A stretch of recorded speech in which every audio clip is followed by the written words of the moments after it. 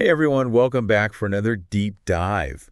And today we're looking at something that you might not have thought about before. hmm It's how the design of your space can actually shake your goals. Interesting. So think about this for a second. Yeah. What if your environment isn't just reflecting what you want to do, Right. but it's actually helping you get there? Right. We've got some pretty interesting research and stories about this, so I think this is going to be a really cool deep dive. Well, it's fascinating how much research there is about this mind-space connection. Yeah. We're finding out that even simple things like clutter and color and natural light, Oh, yeah. they can have a really big impact on your brain and how you act. Okay, so let's start with something that I know I struggle with, and I think probably a lot of people do, Uh-huh. clutter. Is there any truth to that saying, messy desk, creative mind? Well, researchers have been looking into that, and what they're finding out might surprise you. Okay. A study from Princeton showed that clutter actually competes for your attention. Oh, wow. It overstimulates your brain and increases stress hormones. So it's like your brain's working overtime. Exactly. It's like your brain's trying to process all this visual chaos. Yeah. And that leaves less brain power for creative thinking or problem solving. So a clean, simple space could actually help you think more clearly. That seems to be the case. That's definitely been my experience. Like if my desk is a disaster, I can't focus. And the study also found that clutter can make it harder to make decisions. Oh, really? So if you're facing a tough choice, a decluttered space could help you think more clearly. That's a great point. I'm going to keep that in mind. Okay. Yeah. So decluttering, that's a key step. Yeah. What else should we be thinking about when we're trying to design a space that supports our goals? Well, lighting is crucial, Okay. especially natural light. Okay. It's essential for regulating your circadian rhythm. Is that why I always feel more energized on sunny days? Exactly. Exposure to bright light, especially in the morning, boosts your serotonin. Ah, okay. So that's like the mood-boosting neurotransmitter, right? Right. It plays a big role in regulating mood focus and motivation. So if you're feeling kind of sluggish or unmotivated, maybe you just need a little bit of sunshine. Yeah, it's worth a try. Oh, But of course, we don't always have access to a lot of natural light, especially in our workspaces. that's true. Yeah. But there are ways to bring those benefits indoors, right? Definitely things like daylight lamps. They Okay. can be really helpful. They mimic the spectrum of natural light. Oh, cool. And even just putting your workspace near a window, even if it's cloudy, Yeah. can make a big difference. Okay, so be strategic about where you set up. Right. Okay, so we talked about clutter, we talked about light, let's talk about color. hmm I've always been drawn to blues and greens, but I had no idea there was like a whole science behind color and its impact on our moods. Yeah, there is. It's called color psychology. Oh, cool. And it's really interesting. Different colors actually activate specific neural pathways in the brain. Wow. And that can change our emotions and even how well we perform. So it's not just about what looks pretty. There's like a deeper connection between color and how our brains work. Absolutely. For example, blue is known to enhance focus and promote a sense of calm. Yeah. That's why it's often used in workspaces and study areas. Interesting. Research even suggests that blue light might help stimulate the production of some neurochemicals that help with concentration. And what about yellow? I always found that yellow is kind of a happy color. Yellow is great for stimulating creativity. Okay. It's thought to trigger the release of dopamine, which is linked to pleasure and reward, That makes sense. and those aha moments. And what about green? I always find it super soothing. Green is known for reducing anxiety. Mhm. It's believed to actually calm the amygdala, the part of your brain that processes fear and stress. Wow. There's even some research that says exposure to green spaces can improve attention span and working memory. So incorporating green into our spaces could be like giving our brains a little vacation. Right, it can be very restorative. I love it. So we can actually choose colors that create a specific mood and energy Exactly. instead of just going with what we think looks nice. Be mindful of the impact that color can have on you mentally and emotionally. Okay. You could even create a workspace that's both calming and productive by combining green plants in a blue-themed room. Oh, that's a great idea. I Yeah. love that. Okay. Yeah. So speaking of bringing the outdoors in, I know I always feel more relaxed and creative when I'm surrounded by nature. Yeah. Like, is there science behind that?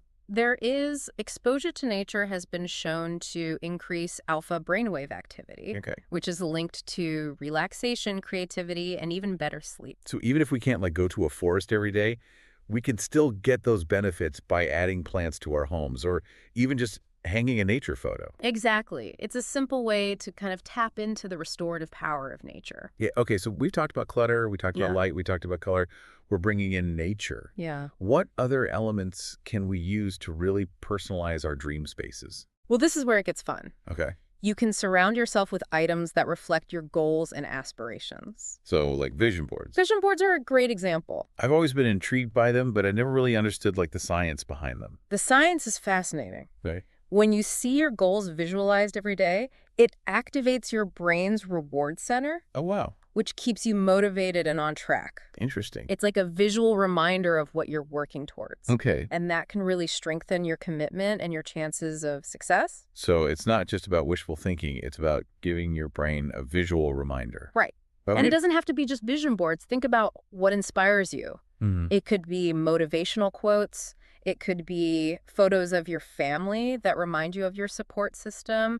It could be objects that symbolize your dreams. Yeah, like if you're a musician, maybe you have a framed photo of your favorite artist or a vintage record player in your space. Exactly. It's about surrounding yourself with things that bring you joy and remind you of what you're passionate about. Yeah. It's about creating a space that really speaks to you and inspires you to live a life that aligns with your values and aspirations. This has been so insightful. It's amazing how much power our environment has over us. Yeah. But I think it's important to acknowledge that not everyone can just like do a complete home makeover, you know? Right. So what advice would you give to someone who wants to make positive changes but maybe feels overwhelmed by the idea of like redesigning their entire space? You don't need to do a complete overhaul to see benefits. Right. Start with just one small change this week and see how it makes you feel. Like what? Well, it could be something as simple as taking 5 minutes to clear off your desk or adding a small plant to your workspace or swapping out a harsh overhead light for something softer. Hmm. Even those little things can have a ripple effect on your mood, your Yeah. focus, even your creativity. It's Yeah. about being mindful of your surroundings and making choices that support your well-being. I love that small steps, big impact. And Huh. speaking of real-world examples, we have some amazing stories of people who have transformed their spaces in their lives. We do. Their journeys are so inspiring. Yeah. And they really show how these principles can be used in everyday life. We'll dive into those stories right after this.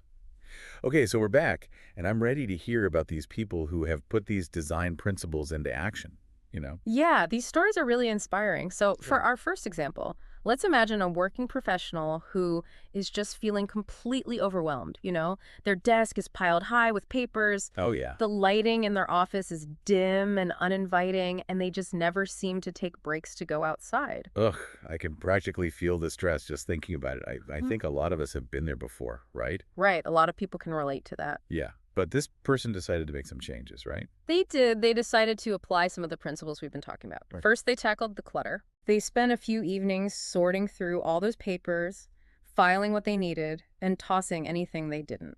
You know, it's amazing how much lighter you feel when you just get rid of all that clutter. Absolutely. It's like a weight has been lifted. Yeah.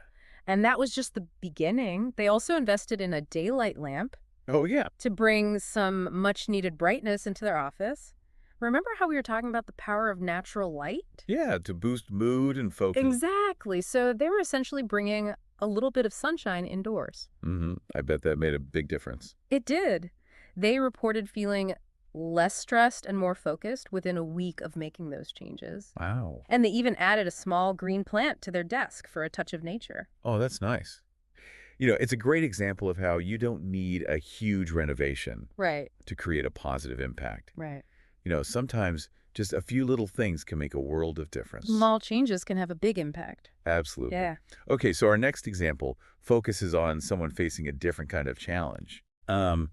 Let's imagine a writer who's struggling with writer's block Uh-huh. and feeling totally uninspired. You know, they're spending hours hunched over their laptop on the couch, Yeah. surrounded by distractions, and the words just aren't coming. I've been there. That blank page can be so intimidating. Oh, it's the worst. Yeah. So what did this writer do to try to get over this creative block? Well, they realized that their environment wasn't exactly helping them to be creative, so Right. they decided to create a special space just for writing a little writing nook. Oh, I love that. Yeah, they picked a quiet corner of their home and turned it into this cozy, inspiring space. Okay, I'm intrigued. Tell me more. They added a really comfy armchair Nice. with a soft throw blanket, Yeah. a place where they could really relax and get comfortable. Yeah. And they brought in a small side table for their tea and notebooks. And Okay. here's the best part. Okay. They created a vision board specifically for their writing. Oh, wow. So it's like a visual representation of their creative goals. Exactly. And they paid attention to the lighting, too, choosing warm, soft lamps instead of those harsh overhead lights. Yeah, I hate overhead lighting. Yeah. And to bring in a touch of nature, they added a vase of fresh flowers, and they would change them out every week. Oh, that's so nice. Yeah. That sounds like an amazing writing space. It does sound really inviting. Did it work? It did. The writers said that they felt this surge of creativity and motivation. Wow. As soon as they started using their new space, the writer's block was gone, and the words just started flowing. It's incredible how the right environment can really unlock our potential. Right, and it goes back to what we were talking about earlier about how our surroundings can shape our mental state. Yeah. Creating a dedicated space for an activity can make a huge difference. Yeah, so we've heard about a professional who reduced their stress and increased their focus by just decluttering and bringing in more natural light. And we heard about this writer who overcame writer's block by creating this really cozy, inspiring writing nook.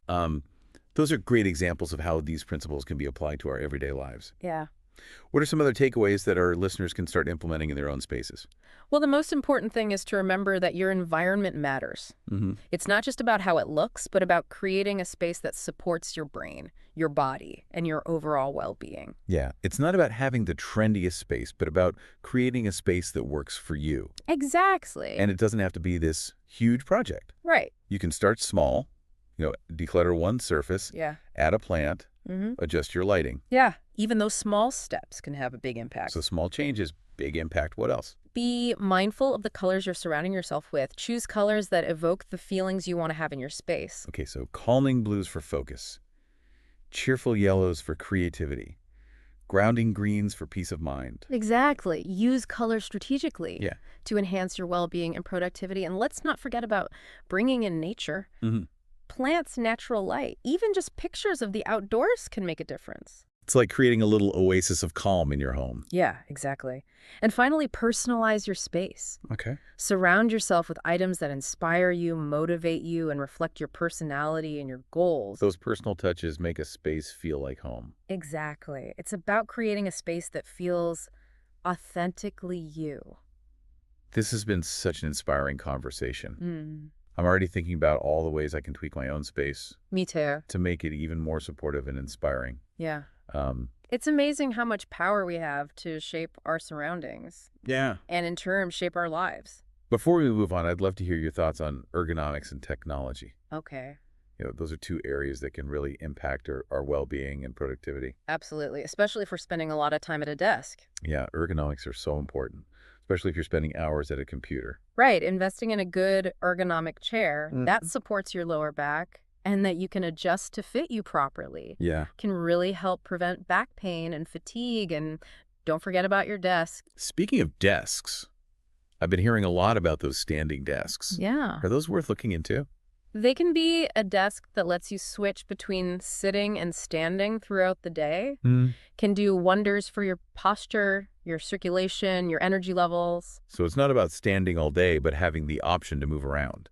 Exactly. When you stand, you tend to be more alert and more engaged. Yeah. Plus, it helps fight that afternoon slump. Okay. I'm sold. What about technology? There's just so much out there. It can be overwhelming. Technology can be both good and bad. Yeah. It's about finding the tools that help you and using them in a way that makes you feel better and more productive. So it's not about having the newest, fanciest gadgets, You're right. but about choosing things that are functional Exactly. and help you achieve your goals. Right. Do you have any recommendations? Well, if you use multiple monitors, an adjustable monitor stand can help you position them at the right height and angle so you don't strain your neck Yeah. and get headaches. Oh, I've definitely gotten neck pain from looking at a screen that was too low. Yeah, and if noise distracts you, noise-canceling headphones can be a lifesaver. Oh, for sure. They block out all the unwanted noise, Mm-hmm. so you can really focus on your work. especially if you work in an open office or have noisy neighbors. Yeah. Yeah, I love how we're thinking about every aspect of our space, Yeah. from the furniture to the technology. Right. It's a holistic approach. Yeah, creating a space that really supports us. It's about creating a space that's not only functional, but also a joy to be in, Yeah. a space that inspires you, energizes you, and helps you do your best. This has been such a great conversation. Mm-hmm. I'm already starting to see my own space in a new light and thinking about changes I can make. Yeah, it's amazing what a little awareness can do. Before we wrap up, though, Mm-hmm. are there any common mistakes you see people making when they're designing their spaces? Oh, absolutely. One of the biggest ones is just overloading with decor. Yeah, I can see that. It's tempting to fill up every little spot with pretty things. Yeah. But too many things, even if they look nice on their own, yeah, can end up creating a feeling of clutter. Right. And that can be really distracting, as we talked about earlier. So it's about finding that balance between personalizing your space Yeah. and keeping it uncluttered and functional. Exactly. It's about choosing items that you really love Yeah. and that support the overall energy and purpose of your space. Hmm. Another common mistake is forgetting about functionality. Yeah. A space might look amazing in a picture, Right. but if it doesn't actually work for you in real life, Yeah. it's not going to be a sustainable or enjoyable place to spend time. Right. It's like having a gorgeous kitchen that's so perfect you don't want to cook in it. Exactly. What's the point of having a beautiful space if you can't actually use it? Right. Think about how you actually use your space and what you need it to do for you. Okay. And lastly, I think people sometimes make the mistake of ignoring their own personal style Oh, yeah. because they're trying to follow trends. But your space should be a reflection of you, Yeah. your passions, and your unique way of being in the world. So don't be afraid to let your personality shine through. I love that it's not about creating a space that looks like it belongs in a magazine, Mm-hmm. but a space that feels authentically you. Right. A space that brings you joy and supports you in living your best life. That's such a great way to put it. So, as we wrap up this deep dive, I Yeah. want to leave our listeners with one final thought. Okay. If your environment really can shape your goals, what does your dream space look like? Mhm. What kind of environment would help you live your best life? Yeah, that's a great question for everyone to think about. Something to ponder as you go about your day and as you start to see your own space with new eyes. Absolutely. It's an invitation to be creative and intentional Hmm. and create a space that reflects the amazing person you are. Thank you so much for joining us on this deep dive into the power of designing your dream space.